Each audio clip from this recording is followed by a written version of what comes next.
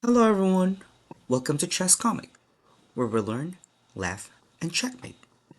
For today's video, we're going to learn the fried liver. If you guys are ready, let's start. White plays pawn to e4, e5, knight f3, knight c6, and bishop c4. From what we have learned last time, black has two most common possible moves here, which is bishop c5 and knight f6, but in the fried liver, black plays knight f6. And here, white plays knight to g5, threatening to capture the pawn on f7. So there's actually no best way for black to defend the pawn on f7 except pawn to d5. Let's just move back a bit. Because if you think of moving the queen to e7 to protect, white will not even be scared or flinch, because white can just simply capture the pawn on f7, threatening the rook, or can just even play bishop takes f7 check.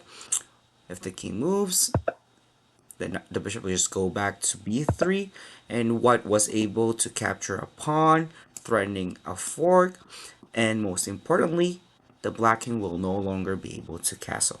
So white is definitely much better. So now let's try to move back. What if black plays pawn to d5?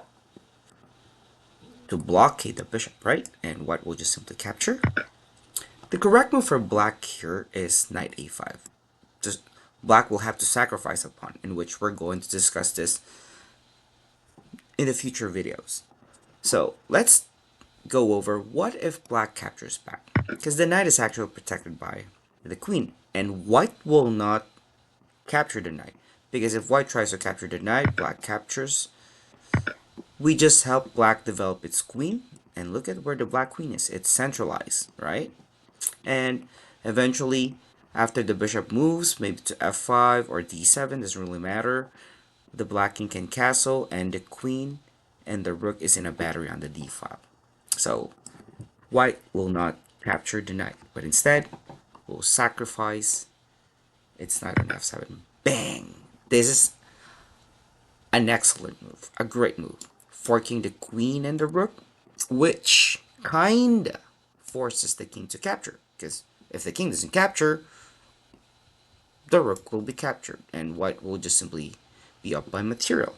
So after king takes, here is the move queen to f3, shakipu. So this is actually a fork. Look, because here, white already has two attackers.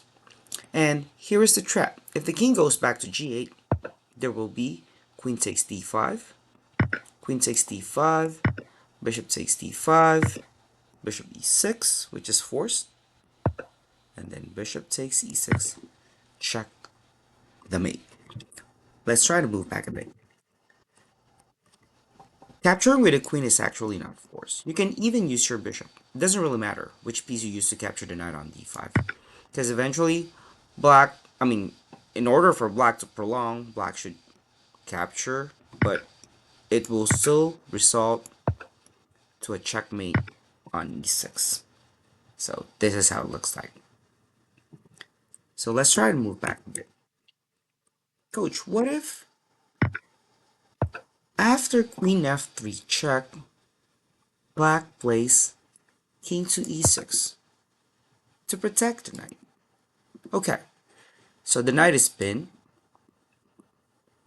and we just have to do the PP on the PP, just knight to c3, putting more pressure. Now we already have 1, 2, and 3 attackers, while black has 1 and 2 defenders. So what is the logical move for black? Which is to play knight ce7, right? To protect the knight. But it won't really help, because white can just simply play pawn to d4. Bang. What? Another pawn sacrifice? Yes, yes, yo. So if pawn captures, and then we have the move bishop to g5. An excellent move. What? Another sacrifice on c3?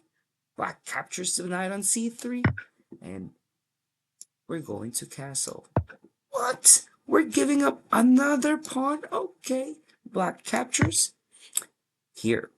White has an option to capture the pawn on b2, but the correct move for white is just to simply move the king to b1, and we are going to use this black pawn as a shield to white king. And now, what is a logical move for black? Of course, to protect its knight, right? By playing pawn to c6. And the king is in the middle.